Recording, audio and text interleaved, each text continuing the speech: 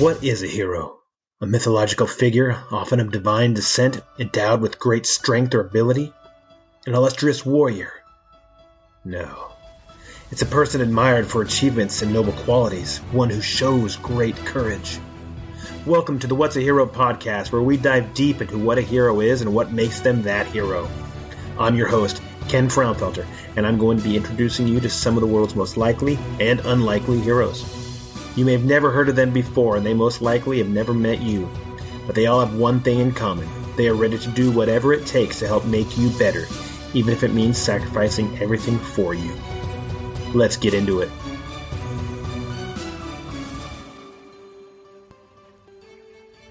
This is episode 51 of the What's a Hero podcast with me, Ken Frownfelter.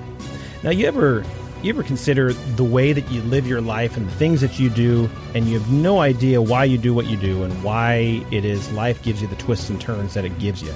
Now, you know that listening to the podcast, we've met a ton of people on here who have just had these life-altering things, and everything's changed for them, whether it's good, for bad, whatever.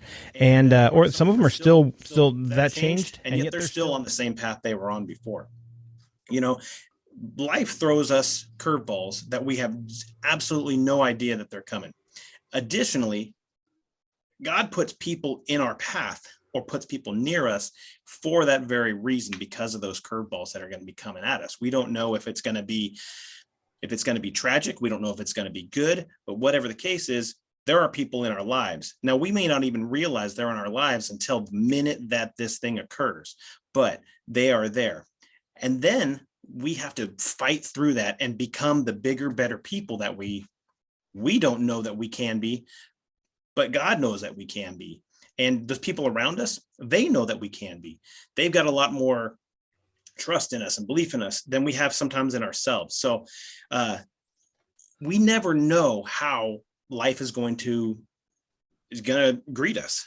And so today's guest is one of those people who had zero idea the road in which they were going to be given, and that not only the road and twists and turns and the recovery that they come through, but the scars they had to carry from all of that time of going through a traumatic incident or going through this twist and turn that life decided to give them. So without further ado, I'm going to introduce to you a very, I would say, charismatic gentleman who really motivates and really inspires people around him to be better and do better. And he has an absolute reason to say, if you can't look at me and figure out that life's worth living, then you really have to take an internal look at yourself. And I'm going to help you do that, because he can talk to you well. He can get down to your level. And not only can he do all that stuff as a former police officer, but he also has his own podcast called The Badge Brothers. And so Jason Schechterle, thank you for coming on the What's a Hero podcast. How are you doing today, sir? Could not be better. Thank you so much for having me on. And a quick correction, it's actually Badge Boys. Badge Boys. What did I say? Badge Brothers. See, you know, I was. You know what? I'm kind of thinking now maybe I should change the name, because I like the way that's. Yeah, I was reading something else as well, or maybe I was just going whatever. But yeah. So life's going good for you now, huh? It really is. And it has been for a very long time. I'm just incredibly blessed, and I get reminders of that every day, which is very important in life. You know, you got to have something that inspires you, something that motivates you, and every day it's going to be something different. It's up to us. That's the beautiful thing. We get to choose which thing moves us that day, which feeling do we want to follow that day. And right. I'll even limit it down to, I don't have to get through an entire day. Sometimes I just got to get through the next hour and see what I can see from there. So I really try to uncomplicate life as much as what I can control, because I know that the complications that are going to come up are things that I'm not always going to be able to control. Right. And it's not always been that way, right? You haven't been in that mindset where you're like, okay, hey, water off a duck's back, no big deal. There was a time when you would let it just kind of eat at you and you'd see through something, correct? Oh yeah, and again, that was looking back. Of course, it's probably no better. I'm a big fan of cliches, but there's no better one than hindsight's 2020. And when you can look back on something with clarity, you can have some understanding of it.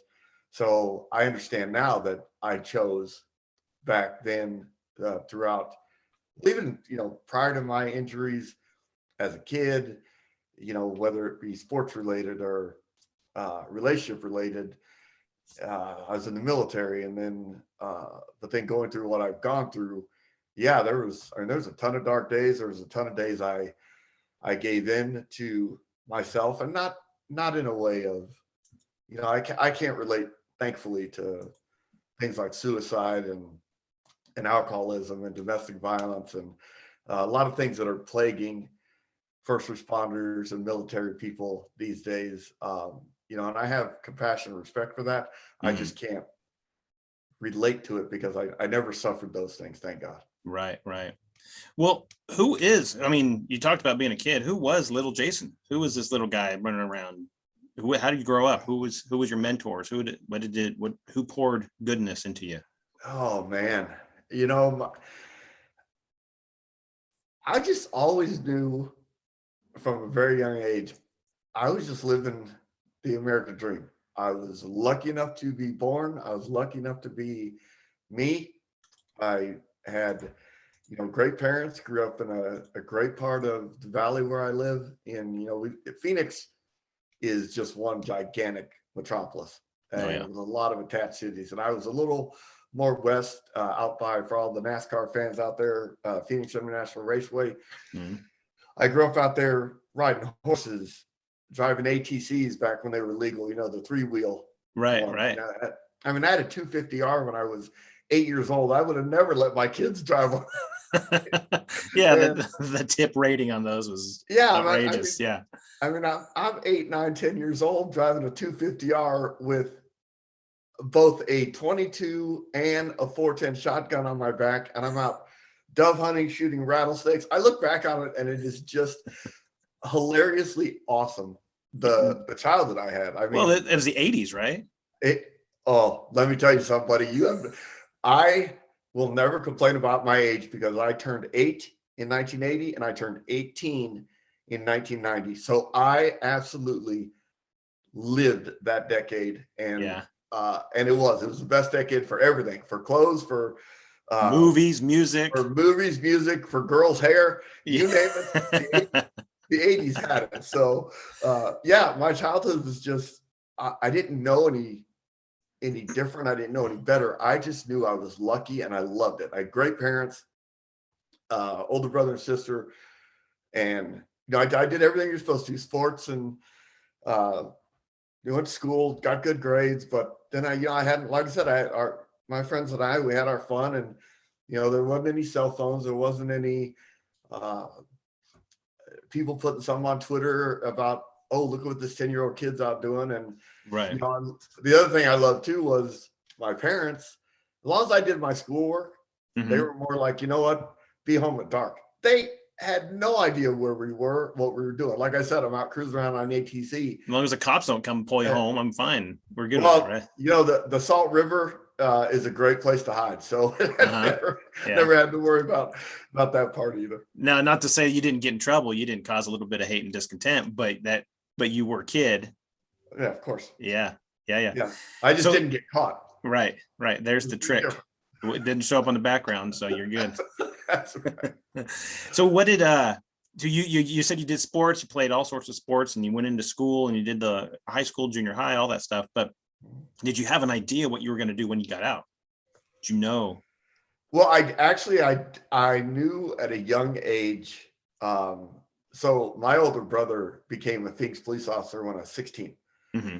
And I'd always, my two heroes in life, hands down, my dad and my grandfather, without a doubt. I was heavily influenced by like music. I'm very moved by music and lyrics, and I love sports, but I never found heroism in just some random famous person. Mm-hmm. And then also at that time of life, without social media and cable news the way it is today, I didn't fully understand like Navy SEALs, and you heard about the Green Berets a lot, I guess, because Right. Vietnam hadn't been that long ago at the time. Mm-hmm. But so my idea of heroism wasn't defined. I didn't understand it. But my dad and my grandfather were who I looked up to, and they were both in the Air Force for long periods of time and in the wars. So I was always drawn to a uniform. I was always drawn to service. Mm-hmm. But my brother becoming a police officer and getting that kind of light bulb, like, oh, you can actually do that. Like anybody can do that job. I didn't know that. Right. But that also coincided with I had started focusing on one sport, and that was golf, and I was really good at it. Mm-hmm. So I had, of course, like all young kids, big dreams. I'm going to play professional golf someday, and that's what I'm going to do. But again, life was simple. I didn't have any like, oh, I got to go to school for 8 years because I want to be a lawyer, or 15 years because I want to be a doctor.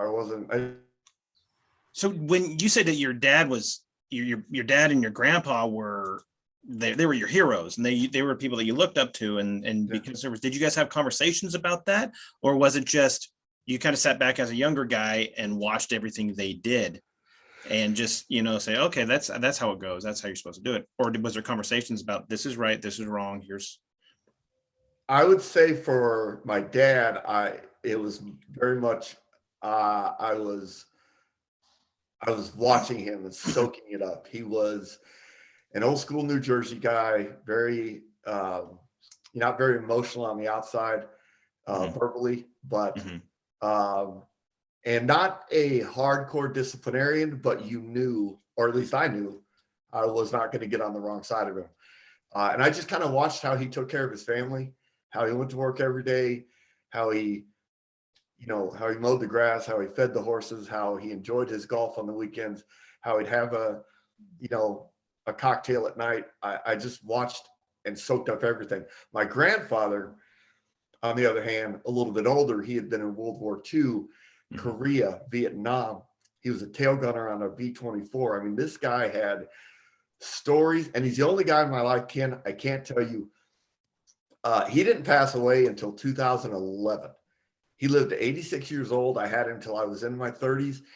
And I never saw this guy have a bad day, be in a bad mood, or be without a smile. Wow. And all the way up until the day he died, he called me every night at 8 o'clock, would call my cell phone, and he would tell me a joke that I never heard before.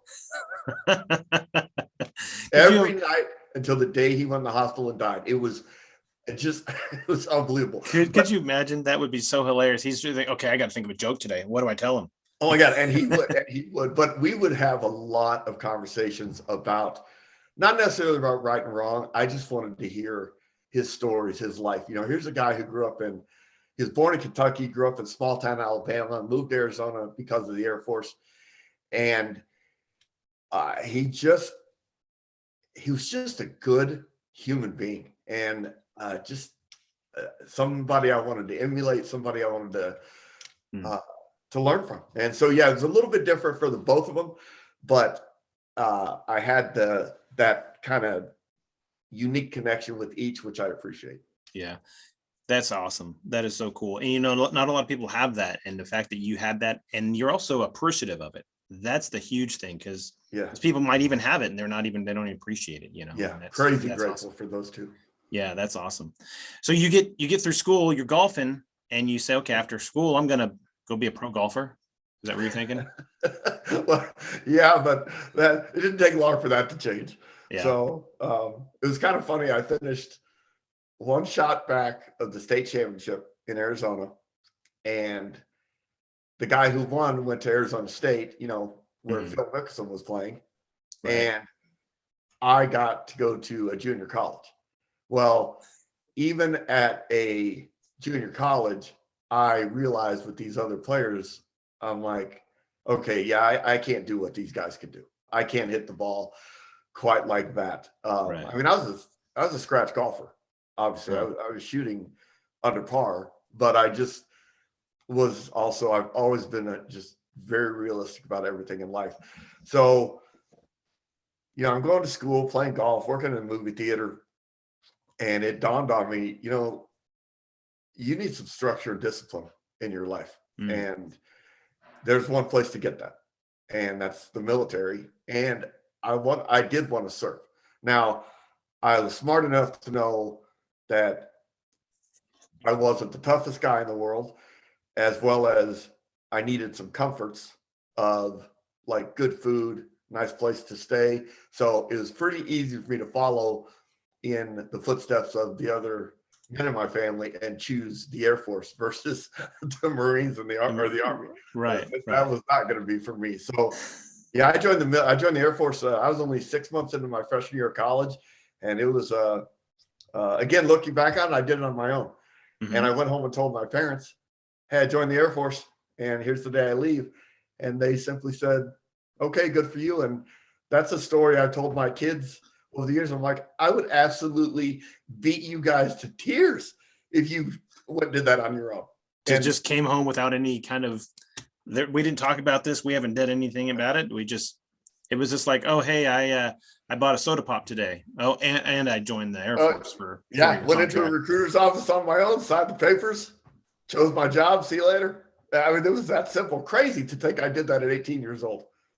That is. That's not something. Usually, it's go home or had a conversation or I don't know what I was thinking. I mean, I'll admit it. I don't know why I did that. So you go in, and it turned out to be a good thing. I'm assuming, right? Oh, it was a wonderful thing. It was exactly what I wanted it to be. I did get the structured discipline. I did get to serve. I did get to learn.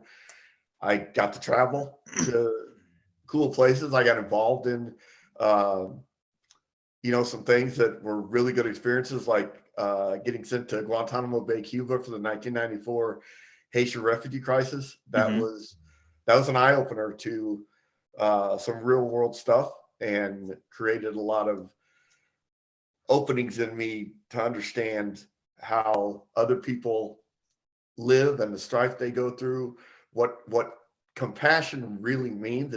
It's not just a word. You know, when I was 18, it was, because I had lived such a good life without tragedy and without suffering and without adversity, outside of maybe breaking a bone or two playing sports. I didn't understand adversity. So that I spent a year in Korea. I spent two winters in North Dakota freezing my ass off. So I kind of got everything that I could have possibly wanted out of that experience. Yeah. You know, and that's funny. I arrested a guy a couple of years ago, and we were talking about something that's happened overseas, whether Middle East or whatever. And this was long before Russia, Ukraine, or anything like that.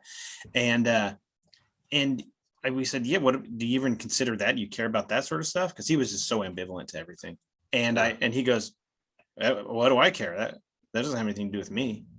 Oh man, it has everything to do. And that's what you're just talking about, right? Is you see those people and they're struggling, because that could easily be you at any time. You could have been born there as opposed to where you were born. And that's exactly right. That's exactly right. And it carries through all the way to today. You see what's going on in the world, and you just think, you know, it's okay to be like, thank goodness I'm not where they are. Yeah. But it also should bring you some compassion to what they're going through, and you should want to watch, and you should want to learn, and not. I don't understand how people just want to tune something out or ignore it, because if you do that, it's going to carry into your own life and into your own backyard, and that's what we're supposed to be taking care of. So I just try to absorb everything and learn from it all the way, even at my age now. Yeah, absolutely. And it's amazing that that there are people that think that way and see that thing and see the realism of it. Yeah. And there's some people that don't. They're so detached. Yeah. And so it's such a strange world that we live in. So you're going through, what was your job necessarily in the Air Force? Well, I hate to say this in a bad way, but it was unfortunately security police. And I say that because I was naive and I went and did this on my own. And I knew that I wanted to be a cop back here in Phoenix. So it made sense to be a cop in the Air Force. Well, I didn't know when I joined, there was two versions. There was law enforcement and then there was security police. Well, the recruiter was like, oh, I got this kid. So I became a security policeman and I went through all the training. You know, you go to San Antonio, basic tech school, the academy, went to Fort Dix in New Jersey for a month to do air base ground defense. And then they give me my assignment and I'm in Grand Forks, North Dakota, and I'm walking around a B-1 bomber carrying an M16 and it's minus 30 wind chill. And I'm like, I mean, we always have those moments in life. I've had a lot of them that you just stop for a second and you think, how did I get here? And that was it. I mean, I got 2 months into it, New Year's Eve, I slipped and fell on a patch of ice, fell on the butt of my M16 and snapped my collarbone in half. And I remember laying on that frozen ground going, how'd I get here? So when I say unfortunate, it was, I could have done anything. I could have been an accountant. I could have been an x-ray technician. I could have learned, a trade because cops, civilian police departments, they don't care that you were security police in the military. That has no bearing at all when you fill out the application. They do not care what you did. They only care that you served and you got an honorable discharge. Well, I didn't know that. So yeah, if I could do it over again, I would not have chosen that particular MLS. Right. I know a guy who's in right now. He was in Grand Forks and I went and visited him in Grand Forks, but it was a spring. So, he's talking about, minus 40 and, they snow plow and the snow comes up and you can't get out of your driveway and all this different stuff. And I'm there. I'm like, okay, I'm imagining snow here, but it was dry as a bone. I mean, it was just, there's nothing though. It's just flat landscape. It's as flat as could be. And you know what, the nicest people you'll ever meet. It's crazy safe. Don't lock your doors and windows. I mean, I loved the community, but the winters are brutal on a level that nowhere else in the continental United States experiences what North Dakota does. I can imagine. That's cool. But I know what you mean. They're not looking at you're a police officer. Okay, good. Here, that's great. Yeah. No, it's unless you were actually a police officer in another department. There's no. Yeah, you just need that member 4 that says honorable discharge. Right. That's the most important document. If you are in the military, when you get out, that is everything, and don't ever lose it. That is true. And you did 4 years? Actually, I did just under 4. Well, I did 4, but right after getting back from Guantanamo Bay was President Bill Clinton was kind of downsizing the military. And when I chose not to re-enlist, they sent me home about 4 months early, which I'm grateful for because I had some things happen in my life that would not have happened had I not come home when I did. So my service dates do say 4 years, but I spent about 4 months less than that. Your physical dates are a little bit different. Yeah. So did you come home and did you start applying for police departments at that point, or did you wait and kind of ride out the fact that you were unemployed, if it's still getting paid? And no, came home right away. And I knew, I just could feel at 22 years old, I'm like, I don't think you're ready for this. I don't think you're just mature enough. I don't know, for whatever, I wasn't insulting myself. I was just, again, being realistic. And I did put in some applications, but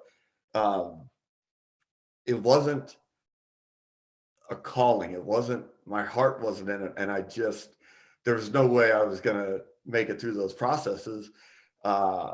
And so I didn't take it serious enough. It was just something, I needed a job. That was the problem. I need a job. And that's when I met my wife, was 3 days after I got home. So then I had, responsibilities started filling up. But So no, that it didn't happen. I ended up with just an incredible job with an incredible company that I thought would last the rest of my life with Arizona Public Service. Yeah. And so when did you start applying? When did you say, okay, now I'm ready to be a police officer? Oh, I remember it was like yesterday. I had an incredible job. I was making a lot of money at a very young age in the 90s. And on March 26th of 1999, came home from work and I turned on the 5 o'clock news. And the lead story was Phoenix police officer Mark Atkinson had just been shot and killed in the line of duty. And I don't know why I don't know why that day, but I was just standing there in my living room and I said that you have to be wearing that uniform. You have to be doing that job.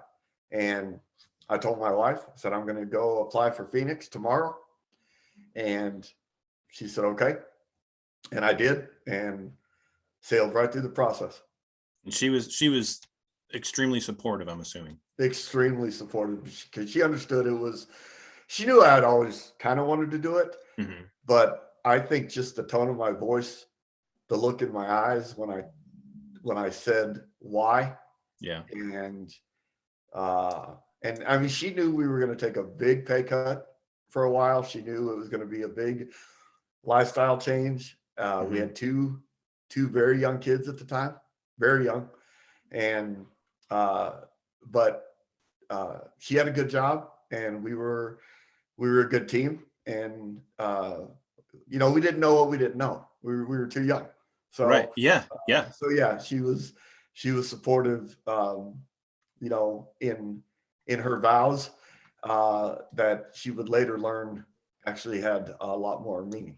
Yeah. Let's see what that really means. Yeah. Yeah. So that makes a huge difference when you don't have the support system and you're going to go through something like that, whether it's the military, whether it's police work. If you don't have the support system, there's somebody that's on board with you 100%. And I mean 100%. I don't mean 75% or anything like that. They have to be, because it's going to affect them as much.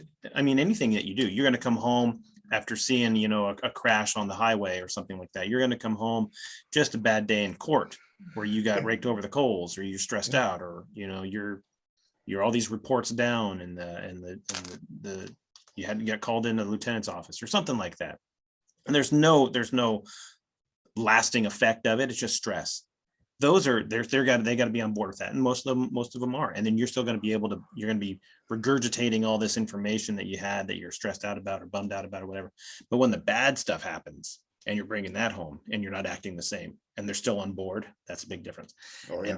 And then when the worst case scenario happens and they're still on board, that's 100%. And that makes the big difference. And having that is huge, because there's guys and girls that don't have that. And it makes the difference. So they don't. And a lot of people they don't have it from their departments down to their family, and especially the immediate family. When you're talking about your spouse or your significant other.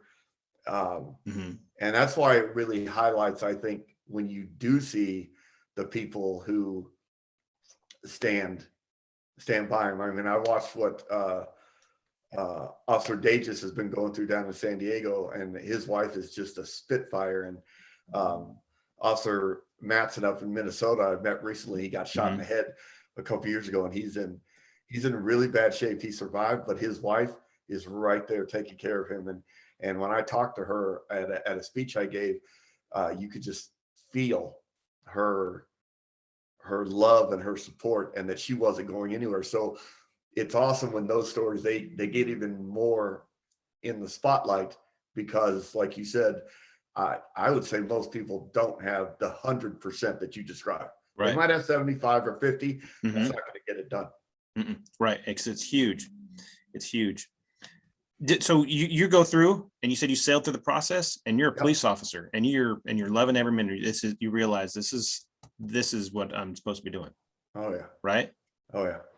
I mean, loving every minute of it. There is absolutely nothing like being a beat cop, being on patrol. There is, when you do that job with the right honor and humility behind the badge. It is, and I can tell you honestly, when I got out of the academy, I was very lucky. I went to the academy with a guy named Brian Chapman. Mm-hmm. He's now an assistant chief with the Phoenix Police Department. He's had an incredible career, but he had done 6 years in Ohio and then transferred out here, and we happened to go to the academy together, became best friends. And I remember I graduated the academy. We had 2 days off, and all of a sudden I was like, holy shit, no more blowing a whistle when the scenario is over. No more, if you do something wrong, you just got to run a mile up a hill. All of a sudden I got my gun, my badge. I've got the power to take people's freedoms away. I got the power to just enter homes and businesses, take children away from their parents. I was both so humbled and scared at first. And I called him, and thankfully, like I said, he's an incredible guy. He had some experience, and he just simply said, Jason, you're 10-8, don't worry about it. And it was like a switch got flipped, and I'm like, all right, I got this. And I still had a lot to learn.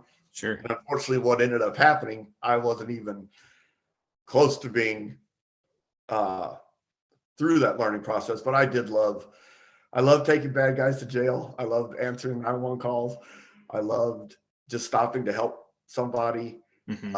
I loved finding a reason not to give a ticket. I was taught by a motor officer, and motor officers, they have nothing else to do, right? So That's the joke. They'll write their own moms a ticket. That's right. That's right. My traffic law instructor in the academy, one of the first things he said was, your job is to change driving behavior. Not everybody needs a ticket. Not everybody needs to go to jail. And here in Phoenix, I mean, we have, and I don't care who's listening to this, it is disgusting the way people drive. The speeds, the lack of blinkers, we lead the nation in red light running fatalities. I freaking hate this place when it comes to the drivers.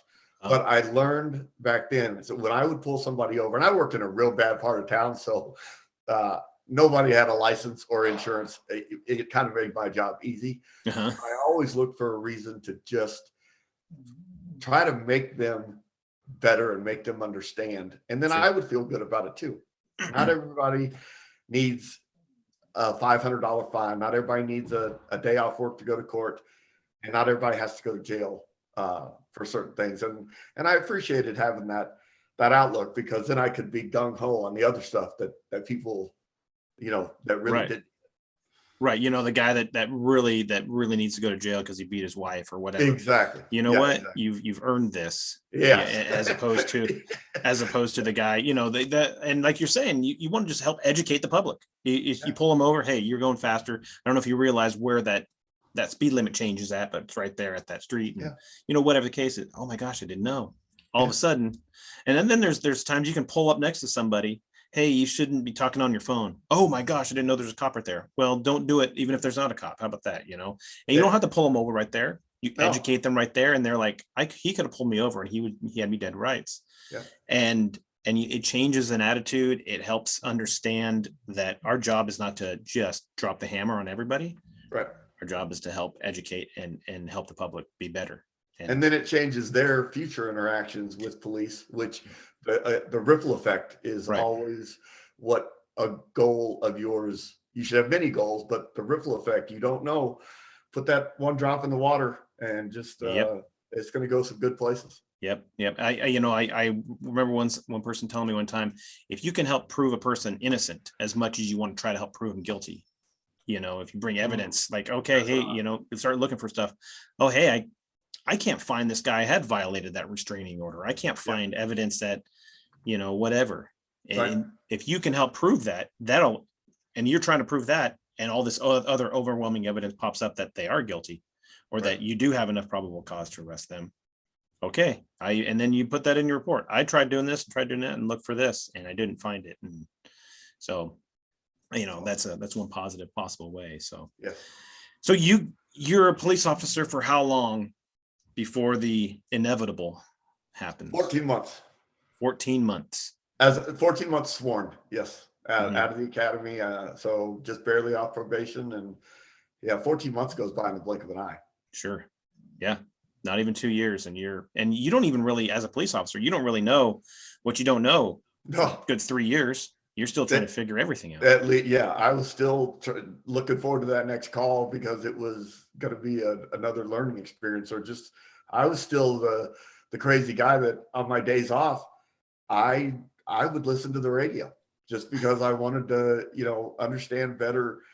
On my days off, I'd be listening to the radio. I still wanted to hear just the language and the lingo and the way dispatchers and officers talked, and what calls dictated how those conversations would go. And the learning process never stops. Right. It shouldn't. And 14 months, it looking back on it, that's like 5 minutes. I mean, it's not a lot of time. Yeah, you're right. So tell us about that. Tell us about that day. It was a Monday, and ironically, it was March 26th of 2001. So it was 2 years to the day after Mark Axon was killed. It was his anniversary. Wow. So it was actually a big deal to me. Uh-huh. Like, okay, I am now putting on that uniform and going to work on the day that he, the anniversary of his death. And it was a Monday. We were short staffed. So Brian, that I talked about before, we were partners at the time. Mm-hmm. We had gotten off midnight, so we were working a second shift, 3 p.m. to 1 a.m. And we were short staffed. So our sergeant separated us. He was the primary car in our beat. I was the secondary car.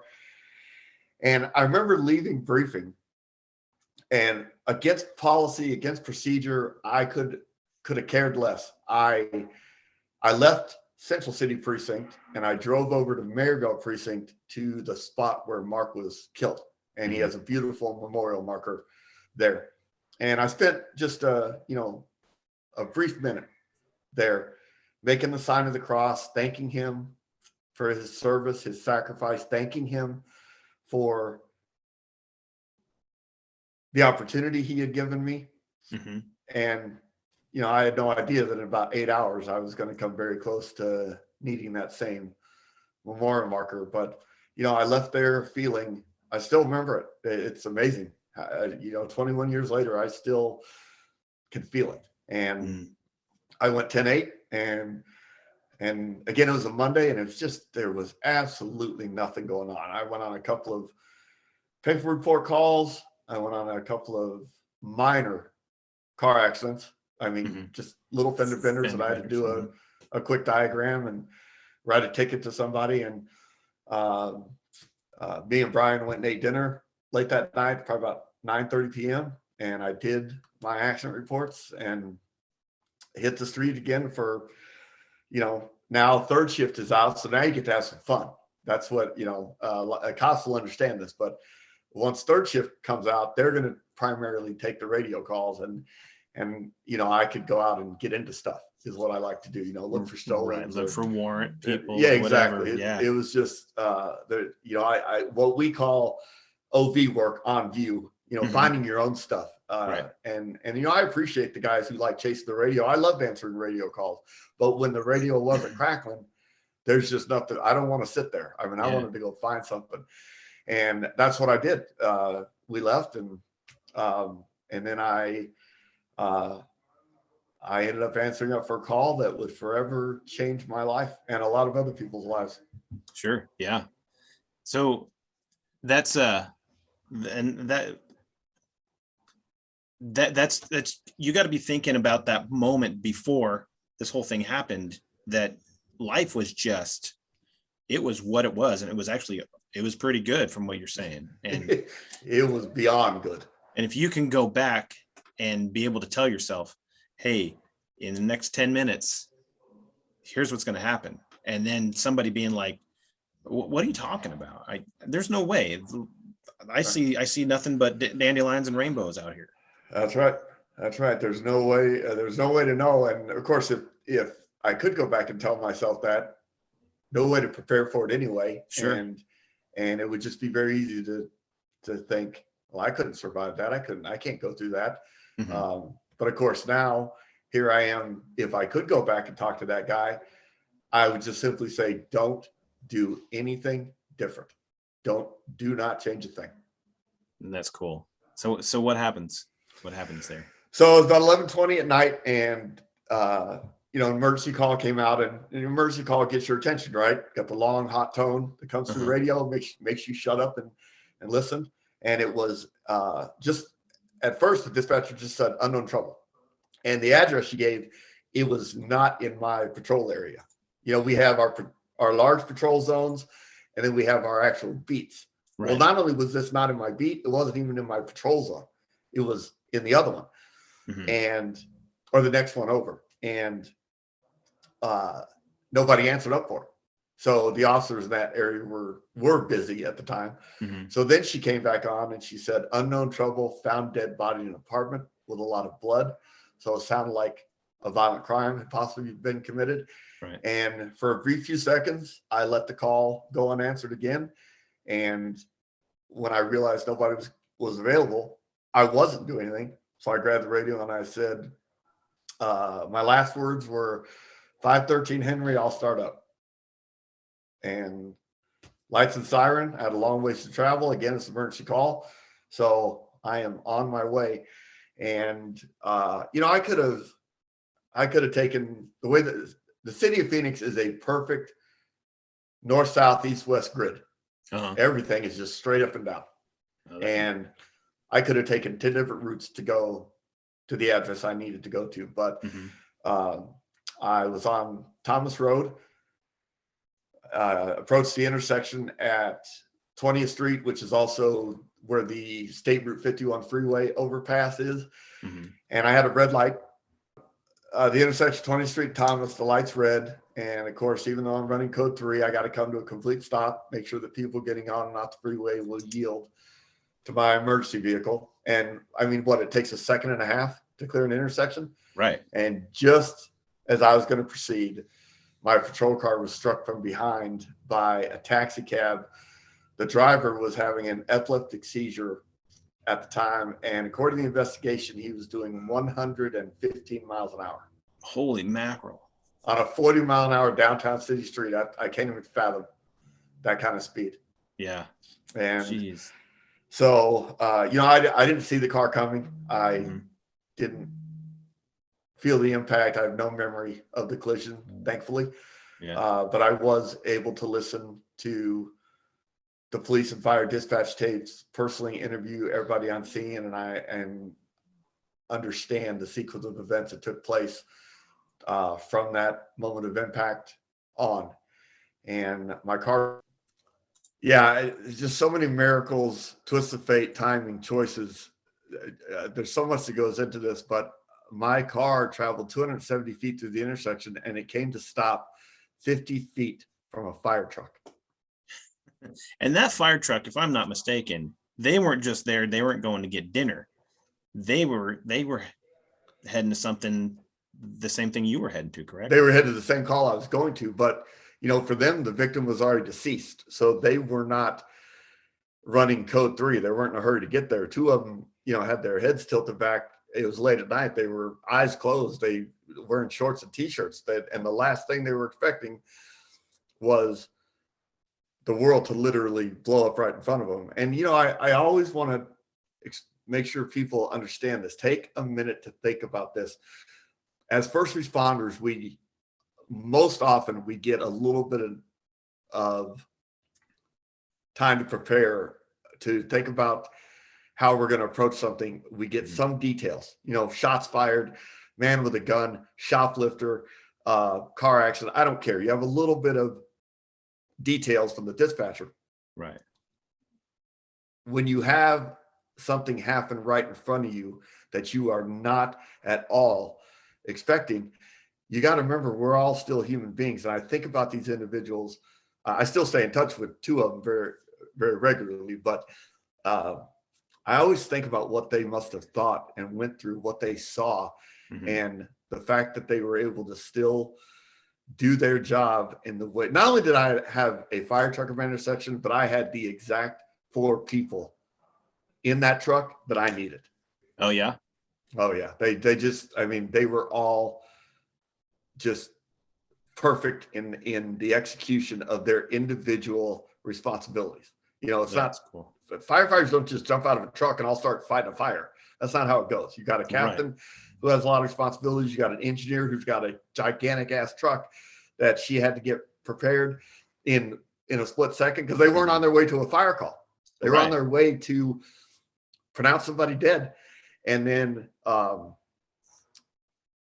one fought the fire, and the young rookie, man, I really feel for him. He's 22 years old. He'd been on about 5 months, and he was given the grim task of getting me out of the car, which, you know, the fire was so intense. The flames were so high, they were licking the bottom of the freeway overpass. And I'm trapped in my seatbelt. Two good friends of mine, two police officers, got there in about 30 seconds, having no idea what they're rolling up on. And then I always think about the flood of emotions they must have felt, thinking, you know, oh my God, who is in there? That's one of my friends who's dying right now. Right. And they got out of their car. One of them cut my seatbelt. One of them crawled into the cab of the car to get my long legs free from underneath the steering wheel and dashboard. And that's with full flame going on, because you full flame going on, wearing just a short sleeve polyester uniform. Yeah. I mean, this guy is unbelievable in what he does, and in that situation, but he didn't even give it a thought, and miraculously suffered no injuries at all. All that they were focused on was getting me out of the car. And from the time I was hit, if you listen to the radio, the dispatch tapes, it's unbelievable.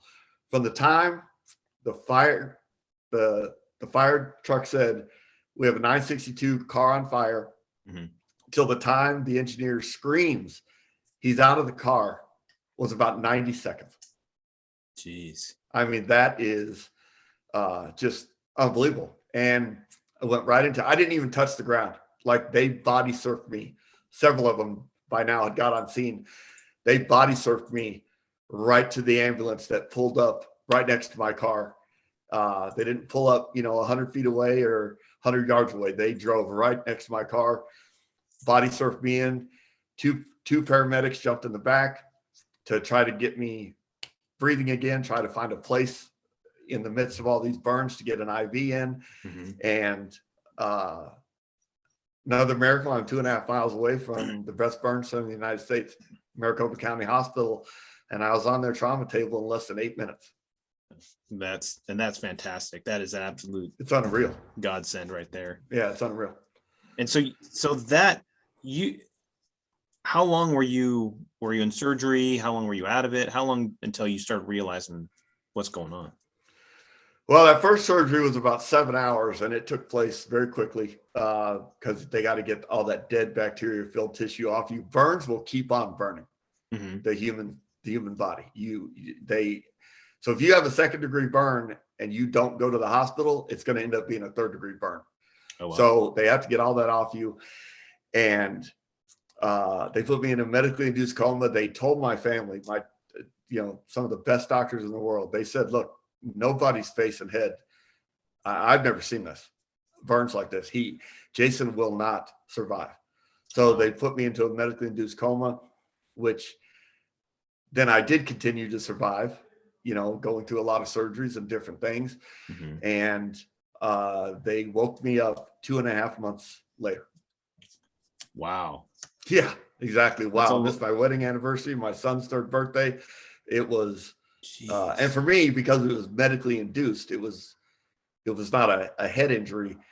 2.5 months was the blink of an eye. I woke up and was like, why am I in the hospital? I was just at work. I was blind at the time. Again, thankfully, I wouldn't have wanted to see myself. Sure. But I really felt like I just could not understand. And my wife was there. She told me I'd been in a car accident and that my car had caught on fire. And then that's when the nightmare really started, because that's the only thing that I'd ever been scared of was fire. The only thing that I prayed would never happen.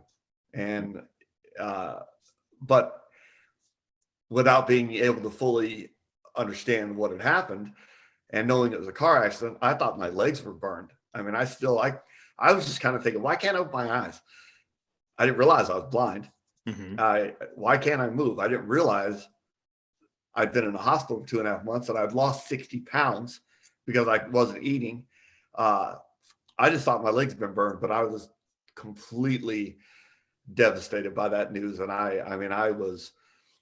that started me down a dark path for, a little while of not wanting to talk, yelling and cussing at people who were there to love and support me.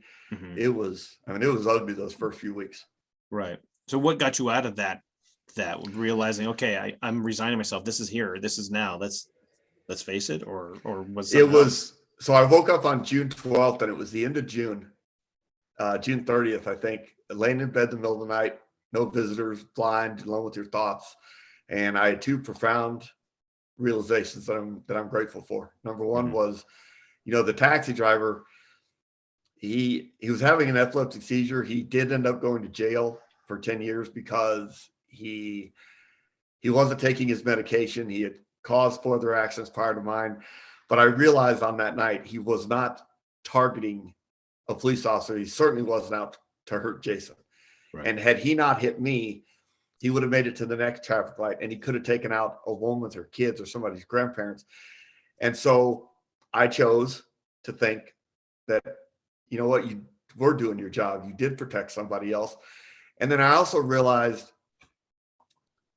instead of walking around saying, why me, and being Mm-hmm. pissed off, none of this is going to do me any good. I'm so thankful that I'm alive. I'm a father, which that doesn't change. That doesn't go away. And that means more to me than anything. My wife is still here. Right. My friends and family still care. What have they gone through in the 2.5 months that I was in a coma? I had all these thoughts. And so accountability is what really hit me. And I went back years. Mm-hmm. I'm the one who chose to give up a golf scholarship and join the military, only spend 4 years in the military. I postponed becoming a cop until I was moved to do so by the death of Mark Atkinson. I answered up for a call that I had no business answering up for. These were all my choices. Right. So nothing is just some random, tragic second in time. There is always hundreds, if not thousands of choices over a long period of time that go into something like this. And so I chose to be accountable for all the decisions that I had made starting at 18 years old. That's what got me into that fire and into that hospital. And if that's true, and I believe it is, then every choice I make starting right now is going to take me where I need to go. And that's what put the fight back in me. Right. And that's awesome. When you're telling that, that made me think about everything that's happened to you. Every time you've had a moment of introspection or whatever, you've been laying on your back right after an incident. You were talking about how you had slipped on the ice, you broke a collarbone, and you're laying there thinking, okay, what am I doing here? Yeah. And then you're laying on your back and you're burned. And that wasn't just 3rd degree burns. That was even more so, correct? 4th degree. Yep. 4th degree. That gets down to the bone, if I'm not mistaken. It does. Right. Last layers of muscle into the bone. Yes, sir. And you're now sitting, laying on your back, and you're thinking, okay, what am I here for? Why has this happened? And okay, let me figure out how we're going to get through this. Yeah, you're right. But instead of laying there thinking, how did I get here? It was almost with the clarity of, I know how I got here, but what are we going to do now? And that's Right. when I say we, I'm talking about me, my wife, my kids, even in their naive Right. young age, my parents, my peers, my squad. Yeah. We collectively as a team had to figure out how we were all going to get through it. Right.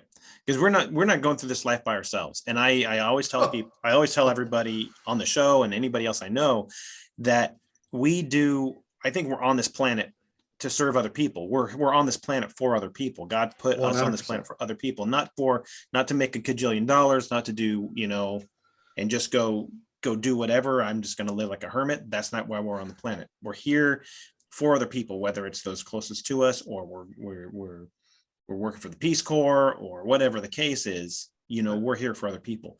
And so we have people in our lives. And so when you have an issue where you're saying, okay, I'm in the hospital, I'm hurt, I'm going through all this recovery, and I had this major thing. And now I have my wife I have to think about because she's in my life. She could easily say, I'm out and I'm gone. And I would have not blamed her a bit if she did. Right. But your kids can't, that'll always be my dad, but I want to run from dad and I want to have nothing to do with him. That's possible too. But at 3 years old, it's pretty rare, but it is a possibility. And if I'm not mistaken, you did have an issue with your child, right? I did. My 3-year-old son, he would cry and run out of any room, and he would openly say, "You're not my dad." And I know there's some fathers listening to this, and that was truly my rock bottom, because it was just an overwhelming guilt. Again, I know why I put my name on the application, and I'm very proud of it. It's carried me through a lot of dark days. My children did not ask for me to go out and get these injuries and change their life the way I did. And, that was tough to get through, but kids are resilient, and he got it. And now, he's 23 years old. He's incredibly successful in life. He grew up with a lot of adversity, a lot of struggles, but he's doing really well. And we share a pretty unique bond that I cherish and I wouldn't trade. And he doesn't remember any of this, that's the beauty of his age. He doesn't remember that part. Cool. Yeah, that's cool. Yeah. So you get through all that, and it wasn't just an easy road. Okay, I'm better. Here's some Band-Aids. I've got some gauze, and we just put this salve on every once in a while, and you're going to be good. There was a lot of muscle rebuilding. There's a lot of motor skills that you had to develop, right? Well, a ton of therapy. Yeah, I lost half my fingers to amputation, but also the remainder of my hands were incredibly deformed and useless. And I did have to, do whatever the doctors wanted to try and overcome my blindness and at least get something back that I could, being blind, without a doubt, the most claustrophobic, terrifying thing I ever experienced. And I was that way for 9 months. And then I could start seeing light and colors again. And then they got me back to where I could even drive and see to type on a computer. So it was just every day. I just had to keep fighting. A lot of therapy, a lot of surgeries, a lot of pain, more than I'll ever remember. I've forgotten more about pain than the human body will allow me to remember. So that's good. It was tough, but you know what? Once the positive momentum started, it's unstoppable. I mean, I went back to work 18 months after the accident. I had a third child 18 months after the accident. That young man's now playing college baseball in Charlotte, North Carolina. And whenever I look at him or talk to him, you think I care about, if it wasn't for me being in that accident, being burned, he would have never been born. This is an entire life that wouldn't even exist. And it's true. It's constant reminders of gratitude, constant perspective that I get to have. And, my wife is doing awesome. We became grandparents this year. My daughter's now 28. She was 7 at the time. She's been married 4 years, and I'm a grandpa already. All these things that probably would not, all the good that came out of this so far outweighs one crash, one fire. Right. So what was your why through all that? And you said that I know what I need to do, and you figured out when you were laying on your back, but then what was your continual why? Because there's a point where you had to sit there and say, through all that pain and that struggle to get stronger and get better and mobility and all that stuff, did you have multiple whys? Like, okay, today it's her, today it's this little guy over here, or was it, and then another day it was something inside of you that said, no, I have to do this, because there's a point where you go through so much adversity, you're just willing to, I can't do it anymore, and I'm out. There's people that would call it quits. Yeah, I was lucky to have two very important whys at the time. Nowadays it is, like you said, it's multiple whys. Every day it could be something a little bit different with where I'm at today and my current career and where my kids are and things like that. But back then I had two whys. Number one was being a dad, and I still had 2 kids. And then we had a third, but the other one was the car I was in, the Crown Victoria, very susceptible to rear and fuel fed fires. And 33 police officers have died in the line of duty. A lot of civilians that you don't hear about on the news. Well, I'm the one who got a fire truck at my intersection. So I realized pretty quickly that I needed to be a face and a voice, because it's easy to talk about somebody when they're dead. But when you have to actually look at it, especially with the scars and the disfigurement that I have, that gave me a very powerful why of what I was going to fight for. And it carried on for a lot of years. And those cars stopped being made in 2011, and those fires came to an end. And I'm very proud of all the work that a lot of people put into making this career safer for the men and women out there serving right now. Right. You know, and I liked driving the Crown Vic. It was a comfortable car to drive. It was a great car. It was mobile. I mean, maneuverability was great. And I mean, the whole thing. Yeah. But no, you're right. There's that's a pretty outstanding reason not to be driving those cars, or to try to let's move away from those. And yes. So you get through all this different stuff, and you're going through all these different things. So then you said things started getting some momentum forward. And what was some of these things that were momentum for you, that were starting to move forward? Well, every time I went to therapy, I got a little bit stronger. Every time I had surgery, got a little bit better. You know, getting my eyesight back, getting to do some things that not everybody gets to do, because I was in the line of duty. You know, I carried the Olympic torch. I threw out the first pitch of a baseball game. I met the President of the United States. I was going and testifying in front of the New York State Senate and the Texas House of Representatives about the Crown Vics. It was nonstop inspirational, motivational things that kept the momentum going. And in the midst of that, I'm continuing to get stronger. I'm continuing to get healthier. My kids are doing good. I'm going back to work. I ended up being a homicide detective, but just a huge dream of mine. What an honor to speak for these victims who couldn't speak for themselves. Right. And to be doing a job that was so much bigger than me, being productive again, still being a police officer. I mean, it was non-stop good things that kept coming my way, even in the midst of the pain and the struggles of how do I use my hands again? How am I going to learn to shoot a gun again? How am I going to, keep my eyesight now that I have it back for as long as I can? Right. So the adversity was always there. My appearance, for God's sakes, my appearance was horrible. And just going outside and getting stared at or getting comments made, that's something I'll always have to battle. But the good always outweighs the bad. Good is always going to conquer evil. It just always is, in no matter what realm you're talking about. And that's what happened to me. And, I finally retired in 2006. And I never looked back, and I just continue to live my life the best way I can. I have a deep appreciation for how fragile life is, and I continue to be very lucky. I have a great life. My kids are great. I have a great career now doing public speaking, traveling around the country, meet all kinds of people, share my story, try to help other people change their thoughts on adversity and their perspective, try to make a difference, try to leave the day better than you found it. It's such a simple formula. People always ask, what's the secret to life? That's it. It's that simple. Leave the day better than you found it. Put a shopping cart away that somebody else chose not to. Right. Smile at somebody. You don't even know how you can change somebody's day. Yeah. By simply smiling at them. You don't know what they're going through. Hold the door for somebody. Seriously. Yeah.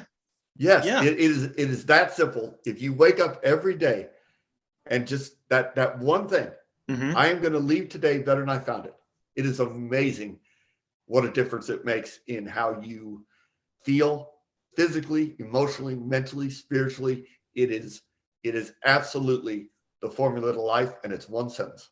Yeah, absolutely. I couldn't agree more. I think you're a fantastic person. Your story's great.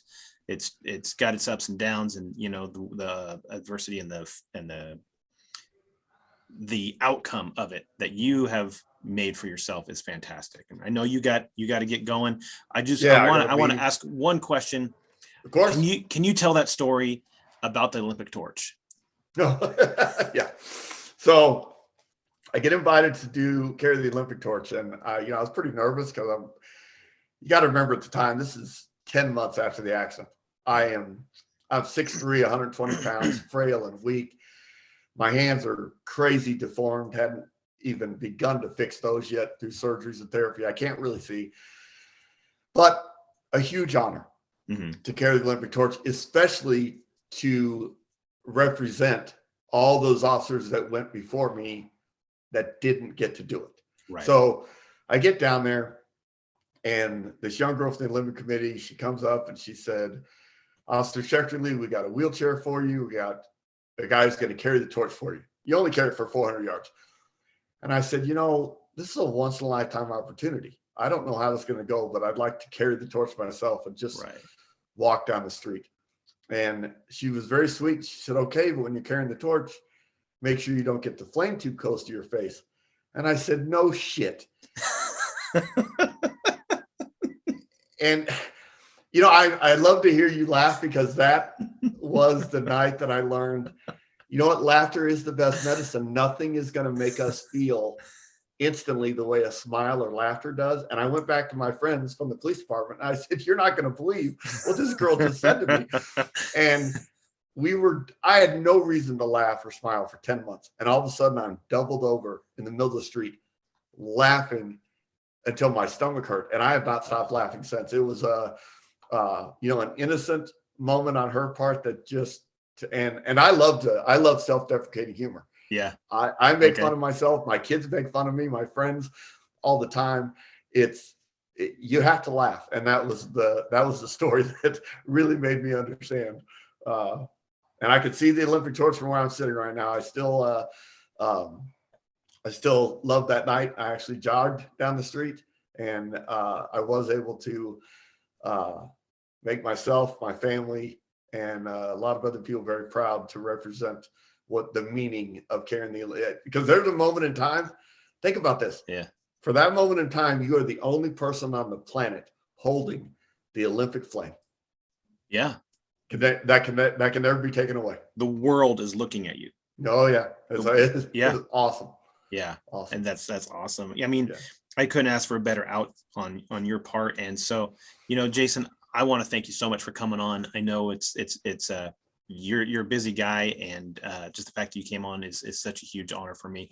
And you have a welcome back anytime you want, and talk about how to just be a better person. I mean, we go hours on that. So thank you so much. I'd love to join you again. Listen, I appreciate everything you're doing. Your podcast is amazing.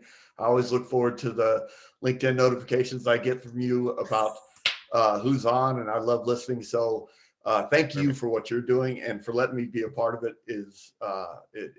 My whole day is made. We both left today better than we found it. Absolutely. And same thing with Badge Boys, not Badge Brothers, but Badge Boys. Badge Boys. Thanks for putting that up there, and always having such a great attitude on there as well. So, and you and Darren Birch, awesome guy. So hopefully maybe I can get him on here sometime. So. Oh, he'd love it. He's an awesome guy. Perfect. All right, partner. You have a great day, and we'll talk to you after later. All right. Take care. Bye-bye. Bye-bye. And Jason Schechterle has left the building.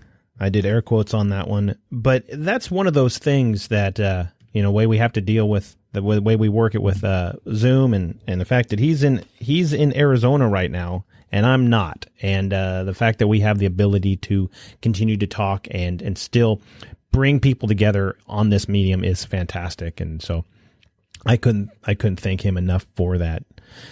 That it's just an amazing story that somebody would be able to go through something like that and come out on the other side better and stronger and more and motivated.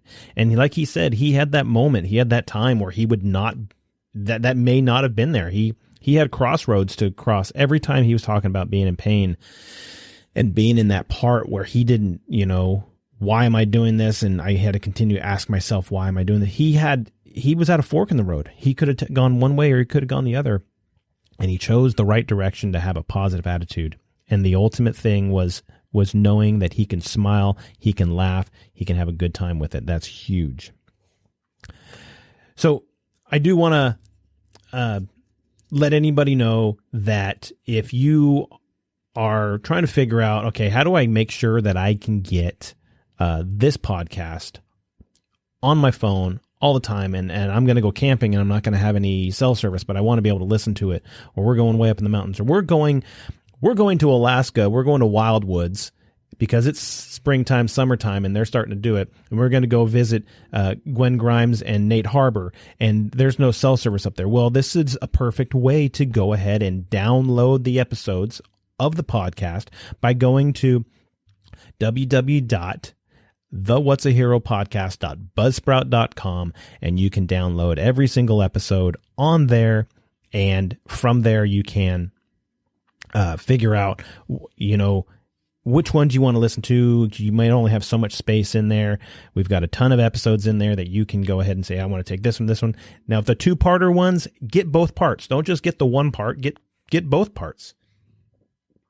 Because you're going to get the end result, the thing at the end. I get a lot of people that will download the first part and they won't download the second part. I'll have however many downloads here, and the numbers don't match up. They're not the same. There's fewer on the second. Get that second one.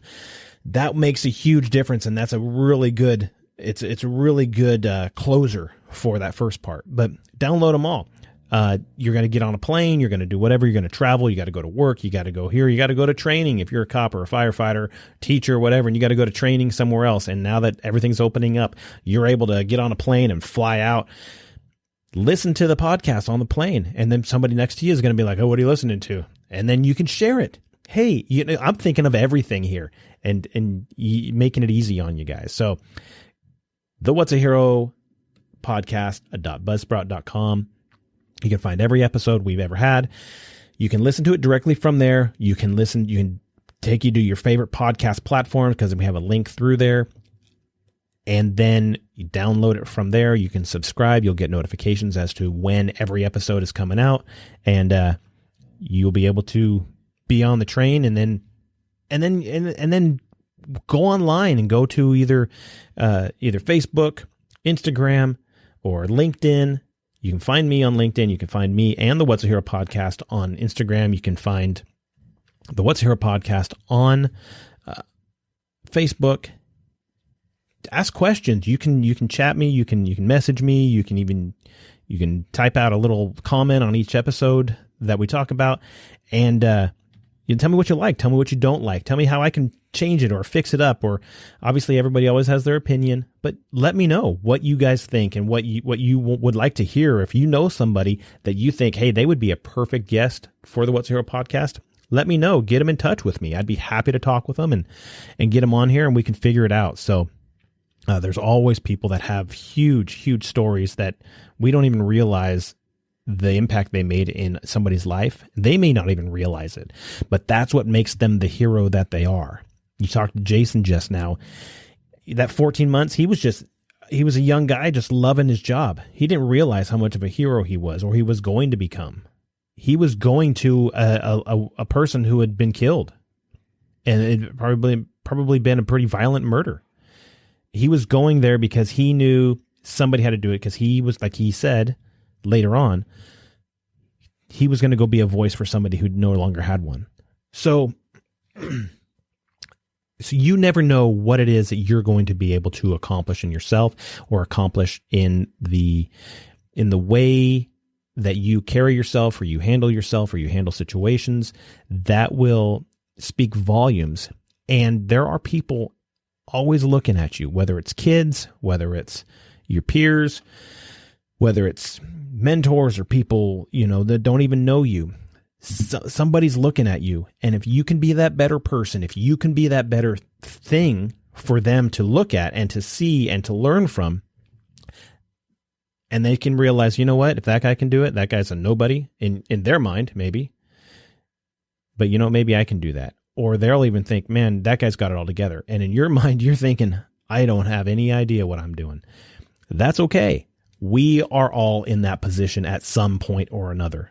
So keep that positive attitude. Know your why. And if you don't have a why, figure one out. Because like I say, every single time you toss a pebble into water, you get ripples. And Jason alluded to it earlier today. You got those ripples. You don't know the impact that you have on somebody else's life.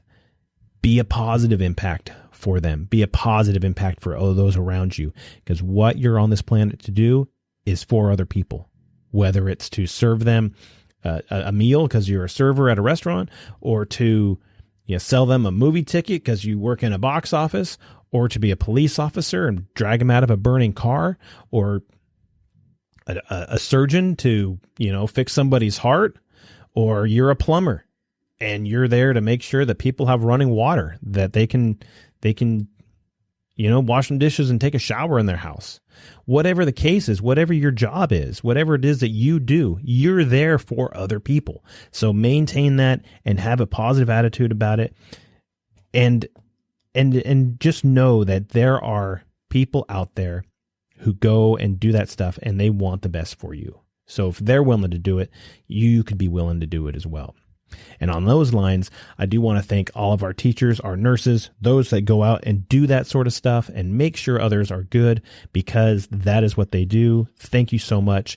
Our firefighters, our EMTs, you guys really make a difference. Thank you so much. You made a difference in Jason's life when you happened to be right there and you did your jobs the way it needed to be done. It is, and I know several firefighters, I know multiple firefighters, as a matter of fact, and they're all good guys and they're all willing to just don that outfit, what are they called? Turnouts. Sorry about that. They're ready to put their turnouts on and put all that gear on, and it can be 110 degrees outside and they are putting all that gear on and going into a fire. So they're doubling the heat and just taking a chance of themselves not coming out of that. That makes a huge difference. The EMTs that do the same thing, they don't put the turnouts on. However, they don't know what the situation they're going into. And there's going to be people who are just not happy to have them around, because you're either going to ruin their high or you're going to do whatever. And people are grumpy. And thank you so much still, nevertheless, for everything you do. And our police officers, you guys, I can't say enough. I see it every day. The heroism, the desire to help other people, to do things for other people, that really makes a difference. And it is appreciated. And you guys are, I thank you so much for everything our police officers do. And that includes, our Border Patrol and our federal agents and everything else. Everything that you do that is positive for the good of your fellow man, it makes a difference. Thank you. And for our veterans out there, our military guys who are on the front lines, and those who have served, and maybe you're not serving anymore, or you can't serve anymore. Thank you for deciding that life is worth doing for other people, and it's not always about selfishness. So thank you so much for keeping our country the way it is, and the fact that we have the country that we have. We got some problems, but it's not something that we can't overcome by the strength and fortitude of good people doing good. So as Jason said, good always outweighs the bad. And I couldn't agree more. So thanks for listening. Jason Schechterle. I've been Ken Frownfelter. This has been the What's a Hero podcast. We're clear.